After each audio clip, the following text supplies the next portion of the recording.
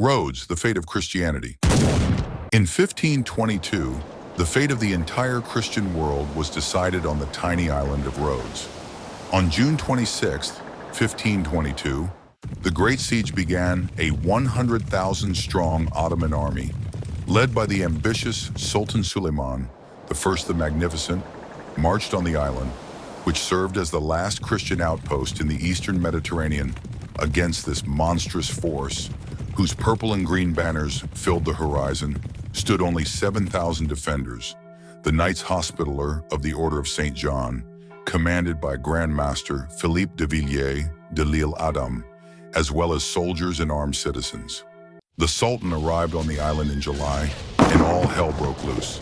The ground beneath the walls of Rhodes shook with the first volley. Turkish artillery unleashed an endless barrage of fire on the fortress.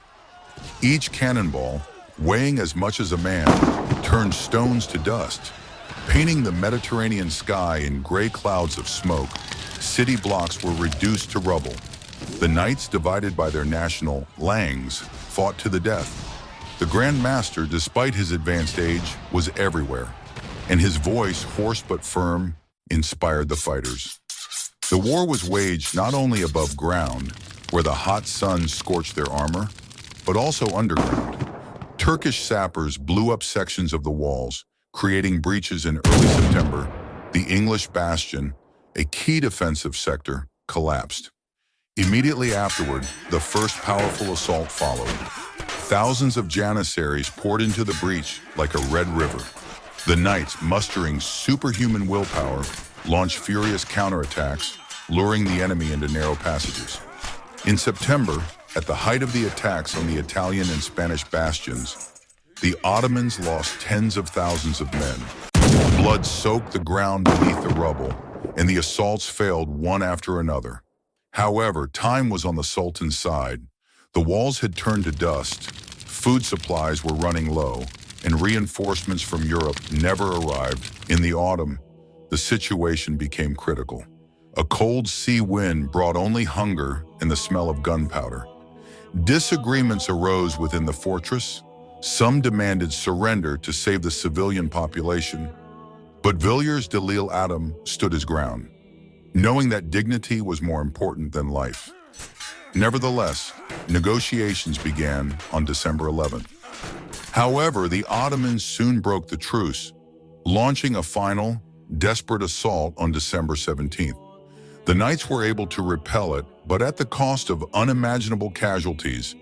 Seeing that further resistance was futile, on December 20th, 1522, the Grand Master agreed to surrender the city. But Suleiman I, struck by the enemy's courage, displayed unprecedented nobility. He offered the knights terms that would become history. They were given 12 days to leave Rhodes. They could take their weapons, sacred relics, and wounded with them. At dawn on January 1st, 1523, only 50 ships emerged from the fog over the harbor. On board were the last knights in full armor, led by the master. Their standards, fluttering in the wind, bore their eternal motto, Pro Fides, Pro Utilitate Hominum, for faith and service to man. They lost the island, but saved honor and the order itself. The siege of Rhodes lasted 145 days. It was a battle of will against number, which exhausted the vast forces of the Ottoman Empire. This heroic, though ultimately losing battle, bought Christendom time. 7 years later, the knights found a new home in Malta, reborn as the Order of Malta. Their courage on Rhodes became the shield that decades later would halt the Ottoman advance into the heart of the Mediterranean. Rhodes was not saved, but the knights saved the idea of Christian resistance.